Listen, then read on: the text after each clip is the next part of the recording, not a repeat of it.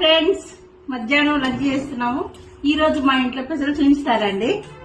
Chicken fry, పుట్టుకూర పచ్చడి, వేడివేడి rice, onions, దోసకాయ పప్పు, చల్లటి మంచినీళ్ళు.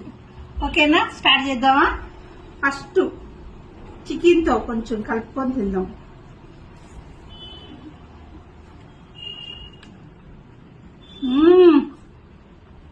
బాగుంది, సూపర్ పప్పు.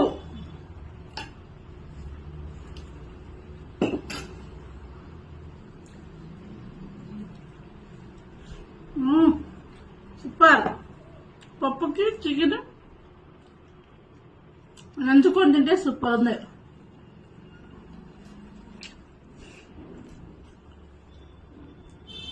ఆయించి కూడా తినే కొద్ది తినాలనిపిస్తుంది. ఓకేనా, లైక్ చేయండి, షేర్ చేయండి, సబ్స్క్రైబ్ చేయండి. బాయ్.